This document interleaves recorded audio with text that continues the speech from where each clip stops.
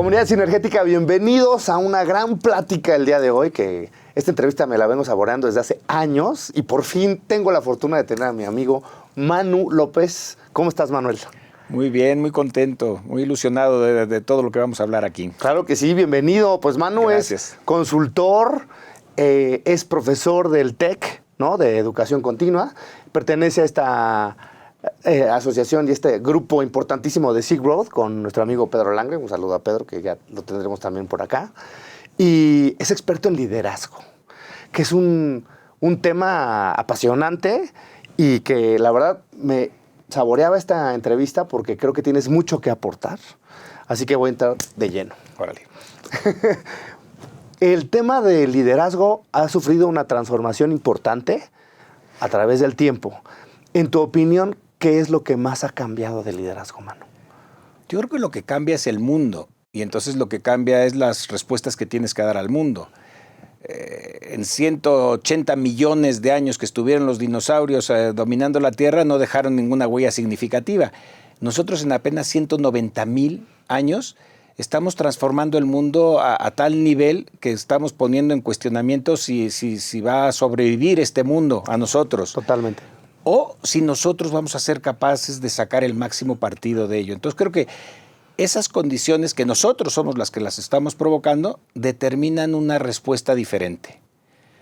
A mí me gusta mucho la hipótesis de Zygmunt Bauman, que dice que hemos transitado de un mundo sólido, en el que las cosas estaban establecidas, todo era predecible, a un mundo líquido. Donde todo es incierto, donde las cosas cambian rápido, etc.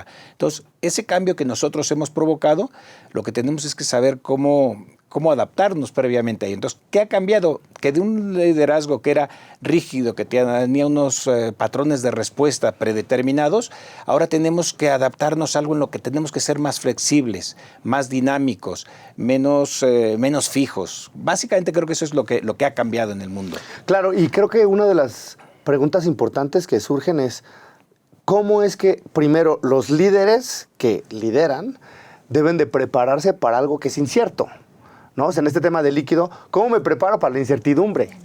Pues mira, ese es justamente un tema que vengo estudiando desde hace año y medio. En base a todo lo que vivo como consultor o como profesor en el TEC y tal, he estado viendo cuáles son los desafíos que tenemos y el tema es ese, ¿cómo me preparo para algo que no sé qué es lo que tengo que preparar? ¿Desde qué carrera elijo en algún momento? Es un gran tema hoy en día. Yo me puedo elegir una carrera ahora, digo, pues tú eres abogado, digo, y ahora ya habrá muchas partes de la abogacía que van a estar superadas por la inteligencia artificial generativa. Entonces, ¿qué es lo que tengo que preparar? Y entonces me he puesto a escribir un libro, que es una trilogía que estoy, y ese sería el tercero, y es justamente eso, se llama Los Enigmas de Teo, bueno, se va a llamar cuando se publique, y es cómo aprovechar la incertidumbre, la soledad y el conflicto, que creo que son 3 características de nuestro mundo actual. Claro. Pero sí se puede uno preparar para eso, pero tiene que ser una preparación anticipativa. No puede ser que tú te prepares después de que ya ha ocurrido. Si tú pones en funcionamiento la inteligencia artificial generativa, tienes como que prever que eso te va a dar una incertidumbre terrible. Entonces, claro, ¿qué tengo que preparar yo de mí mismo? Más flexibilidad, más capacidad de adaptación, una creatividad más innovadora, un montón de cosas que son propios del ser humano, ¿no? Totalmente. Y creo que este tema es importantísimo y ahora que estuvimos en Tepoztlán hace unos meses, a mí me sorprendió mucho que tú eras el que más sabía de inteligencia artificial del grupo, y aunque eres el decano también del grupo, y creo que es claro que la inteligencia artificial llegó para quedarse. Pero ¿qué es algo en tu visión que no va a ser sustituible de los humanos? Porque hay mucha gente que tiene miedo, ¿no? Oye, es que va a desaparecer. Justo también los abogados, oye, ya te metes y ya te ponen la jurisprudencia, los contadores, hay mucha automatización. ¿Qué es lo que sí nos distingue y nos seguirá distinguiendo desde tu visión, Manu?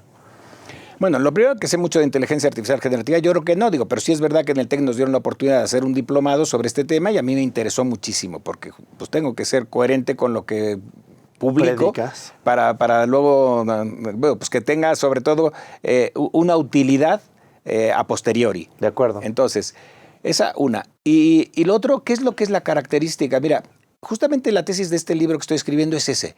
O sea, la primera prueba que tiene que vivir la protagonista es diferenciar a una ginoide de una humana que le ponen en un camino que tiene que hacer antes de llegar al centro. Se llama un círculo de exploración, donde la van a aceptar o no en función de que sepa diferenciar. Y está cañón, porque digo, cuando yo empecé a escribir había como temas muy claros. En año y medio eso ha evolucionado muchísimo. Entonces he tenido que recuestionarme, ¿qué es lo que es auténticamente humano? Pues todo lo que es imposible que la inteligencia lo puede emular. Por ejemplo, temas de emoción, ¿no? De inteligencia emocional. Una inteligencia artificial te puede emular las emociones, pero no hay una auténtica emoción que surja incluso reactivamente ante un estímulo. De acuerdo. La creatividad innovadora, no, puede, en base a una serie de algoritmos y de autoaprendizaje, puede dar respuestas, pero las respuestas van como en una línea. La capacidad del ser humano de ser creativo, creo que es algo que tenemos que desarrollar cada vez más. Y eso es como el cuestionamiento de cómo vamos a educar a las siguientes generaciones, sean de ejecutivos, de directivos o de niños. Esto me parece muy interesante porque muchas veces las personas que están a cargo de equipos de alto impacto y de liderazgo dicen, oye, vamos a ponernos creativos. Entonces los llevan a Valle de Bravo y pretenden que en un fin de semana desarrollen esta creatividad cuando nunca se los han pedido. Y sin embargo, luego, en el día a día, lo que les están es presionando para resultados, dame resultados. Dice, o sea, a lo mejor el resultado inmediato, el cortoplacismo, pues tengo que esperar a crear auténticas personas capaces de dar respuestas más estratégicas, más a largo plazo y más para un beneficio común. Y ahí se empiezan a mezclar todos los temas que hoy tenemos como retos en nuestro mundo. Totalmente. Y aquí el tema también viene de entender que es un proceso y que debemos de tener paciencia también como líderes para ver el resultado, ¿no? Pues yo no sé si es paciencia, yo creo que lo que tenemos que tener es claridad. De que también, digo, o sea, yo me acuerdo cuando trabajaba como periodista que entrevisté a un cuate que está en las Canarias y era ni siquiera era artista, pero, bueno, sí, era artista, pero digamos que no estaba cualificado por ninguna universidad, etcétera. Y en Lanzarote, que si alguien lo ha conocido, su huella ahí es César Manrique, se llamaba. Es importante la huella. Y fue súper interesante porque en algún momento, como a mí me parecía que lo que hacía era tal, y yo trabajaba para un gran banco en Madrid. Entonces lo llevé ahí a la Plaza de Colón, que era donde estaba este banco en aquella época, y le dije, oye, ¿qué hacemos con este banco y tal? Y me dice, tirarlo y hacer un parque para niños. Y de ahí surgió una entrevista súper interesante que publicamos en aquella época en Cambio 16, en la que él decía, a ver, el problema es la especulación y la mirada cortoplacista de los líderes. Dice, ¿cuál es la mejor inversión que se ha hecho en turismo? Dice, en Egipto, las pirámides. Dice, no se hicieron con ese objetivo, pero tal. Dice, pero lo que queremos ahora es la especulación, la inmediatez, el no sé qué, el beneficio personal, no el beneficio común a largo plazo. Dice, lo que tenemos que cambiar, ese es el gran reto. Yo creo que es como, y eso es lo que tendrían que tener las empresas, más que paciencia, claridad de que tienen que cambiar todo el mindset con el que funcionamos. Si no trabajamos por el bien común, no somos colaborativos y seguimos haciendo una competencia desalmada para obtener mi beneficio a costa del otro, pues vamos a seguir con este conflicto terrible que tenemos. Sí, ahí entra ahorita el caso del tema de las leyes sistémicas, ¿no? Sí. De que nos platicabas esa vez que nos reunimos y que me encanta y quiero que lo compartas porque es bien importante este tema de los egos, que siempre suceden también en las empresas, y que la gente quiere, creo que en primera instancia, primero lo que tú decías, un tema individual o un tema de mi equipo. Y entonces trabajamos en silos. Pero cuéntanos un poco del tema de las leyes sistémicas, que es súper interesante. Sí, a mí, trabajando en mi empresa, cuando yo la tenía en España, una de las especialidades que tenía era la profesionalización de empresas familiares. Entonces empecé a estudiar mucho el tema de las leyes sistémicas. Las leyes sistémicas al final son las leyes que rigen las relaciones de cualquier tipo de sistema, sea una pareja, sea un pequeño equipo, una familia, un país, lo que tú quieras. Una relación humana. Exactamente, siempre son sistémicas, se refiere a sistemas relacionales de seres humanos. Y si tú no respetas las ideas básicas de estas leyes, ahora te pongo un ejemplo para entenderlo mejor. Pero bueno, las leyes te las cito, son pertenencia, prevalencia, equilibrio y lealtad. Creo que la que es más rotunda es la de la lealtad, y ahora te lo explico. Imagínate en una empresa familiar, y la tomo como empresa familiar como ejemplo, pero es aplicable a cualquier tipo de corporación de la índole que sea, incluso a un país. El primero es el tema de qué me da derecho a pertenecer. Imagínate en una empresa familiar en la que el chavito, el junior, que es un desmadroso, el papá lo mete para que se corrija en la empresa. Es difícil. Pero está afectando a la ley de pertenencia. No debería tener derecho a pertenecer si no demuestra su capacidad de aportar algo a la empresa. De acuerdo. Entonces, cuando tú atentas contra esa ley, algo estás moviendo en el sistema que puede ser peligroso. La ley de prevalencia.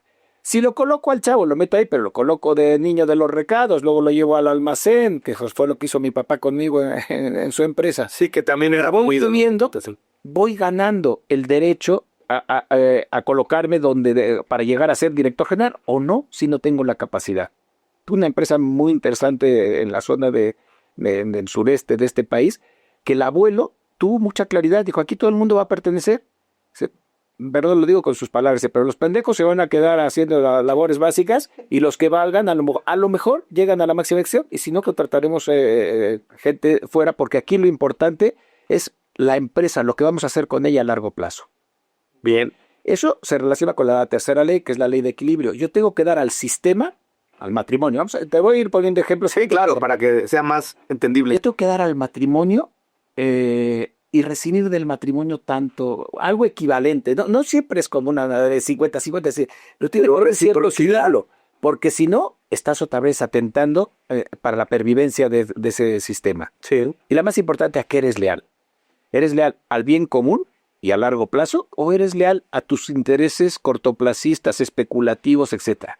Si respetas de alguna manera, si entiendes estas leyes y si las respetas, hay una mayor capacidad de supervivencia.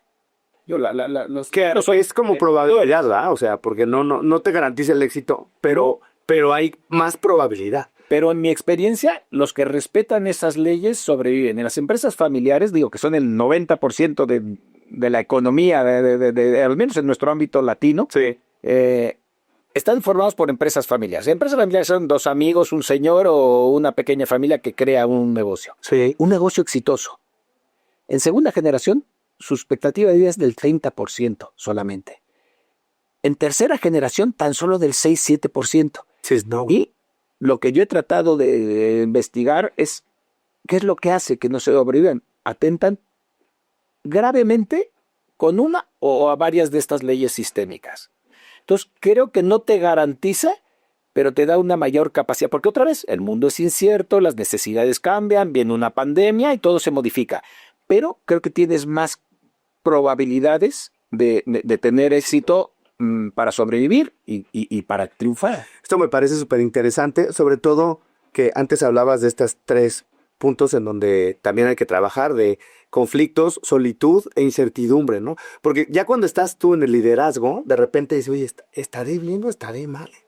Porque pues no hay una calificación diaria. ¿Cómo saber si mi brújula va acertada? Porque en el siguiente segmento quiero que nos cuentes un poquito el tema de tu viaje de Islas Canarias, que cruzaste el Atlántico, pero ¿cómo saber eso? Un poco difícil, ¿eh? No se puede. Digo, esa es la maravilla de la incertidumbre. Pero hay que cambiar la mentalidad y es como que somos adictos a tener de tratar control de algo, ¿no? En la pandemia era muy chistoso, ¿no? Que se acababa el papel higiénico, porque el ser humano tiene como la necesidad de controlar algo.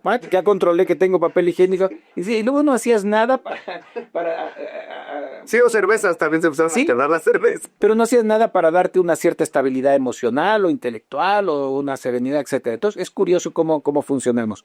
Entonces digo, no hay fórmulas. Para mí lo más importante es que no hay fórmulas. Pero hay que ver que tanto la incertidumbre como el conflicto, como la solitud, sí sería más la solitud que la soledad, pero es que hay muchas cosas para hablar aquí. Sí, claro. Todo eso hay que concebirlo como una oportunidad. Al final hay una poesía muy bonita de Rumi, en el siglo XIII nada menos, que hablaba de que el ser humano tiene que ser como un gran huésped, ¿no? Y aceptar lo que le venga. Experiencias de miedo, de soledad, de tristeza, de alerma, de lo que sea, eso es algo que te da para evolucionar y desarrollarte como ser humano. Que claro que tiene que ver con el mindset, ¿no? Exacto. Porque es perspectiva. Oye, y cuéntanos de tu último libro. Ya nos contaste un poquito, pero aquí tenemos los 4. Tenemos este que es Alma de Delfín, el de Archipiélago de Nana. Cuéntanos un poco. Hay 3 libros, que es ese que se cayó. Sí, el primero de una trilogía. Yo cada vez que nace una nieta mía, digo, ya con la edad que tengo ya no voy a poder tener esta conversación con ellas, porque pues, cuando ellas tengan esa capacidad, aunque los chavos se desarrollen muy rápido, a lo mejor sí tengo todavía la oportunidad. Primero Dios, sí. Pero, y yo dije, no, pues quiero todo lo que yo he aprendido como ser humano en la vida, mis experiencias personales, en todo lo que hago estudiando en el TEC, Pues sí, eres tu ética nicomaquea, ¿no? Personal. Exacto, interactuando con los empresarios, con los grupos, etcétera, quiero dejarlo de alguna vez plasmado. Y empecé a escribir el primer libro. Nace mi segunda nieta, es que mi hija está muy prolífica y pues me hace escribir más. Y entonces hice un segundo libro y ahora estoy con el tercero. Y hay como una unión entre ellos. Sí. Porque al final, la tesis que desarrollo es que al final los seres humanos somos lo que heredamos, es la genética, es lo que traemos, pues somos de un sexo o de otro, etcétera, etcétera. Ya venimos predeterminados con algo. Sí. Luego está, que eso sería como un poco el temperamento, ¿no? Y ahora yo puedo desarrollar luego mi carácter, Sí. que es a través de lo que vivo. Pero luego, a dónde llego, mi destino depende de mis decisiones. Entonces, la tesis es que los 3 libros van así. El primero está dedicado a la felicidad, que yo creo es la aspiración de todo ser humano. Sí. Entender muy bien qué quiere decir la felicidad auténtica. El segundo va a la libertad, porque creo que no puedes ser feliz si no eres libre. Y una libertad que requiere a veces un sacrificio. Tienes que liberarte de pensamientos, de personas, de paradigmas. Totalmente. Que es justamente lo que en liderazgo tenemos que hacer mucho. Y también la libertad es renunciar a muchas cosas. Absolutamente. O sea, si yo quiero ser libre, a veces tengo la obligación de renunciar a eso. Y cosas que duelen. Y el tercero, la idea es justamente hacia dónde vamos, que es qué decisiones voy a tomar. Claro. Pero las decisiones las tengo que tomar a priori, que es un poco lo que veníamos hablando, ¿no? De un mundo incierto, etcétera, etcétera. Oye, ¿y dónde encuentran estos libros? Están en Amazon, digo, pues si nos escucha algún editor y quiere editarme algunos, porque no encuentro un editor que se haga eco.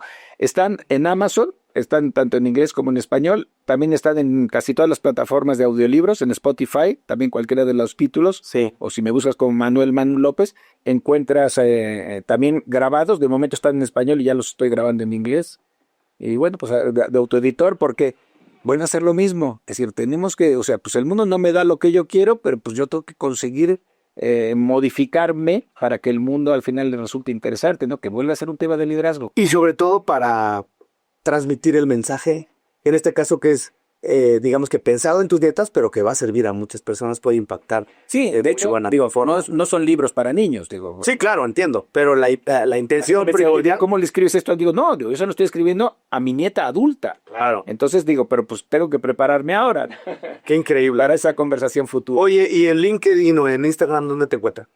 Acá Pues LinkedIn, nunca me acuerdo, no soy muy activo en las redes, pero en general si pones Manuel Manu López, de alguna manera aparezco en cualquiera de las plataformas. LinkedIn, digo, Facebook sí creo que uso, Twitter, no me acuerdo ni las que uso, pero luego. Manuel Manu López, ahí lo podemos encontrar. Manu, muchísimas gracias por este primer segmento. No, muchísimas gracias a ti por la oportunidad. Y nos vemos en el siguiente. Hecho. Bye.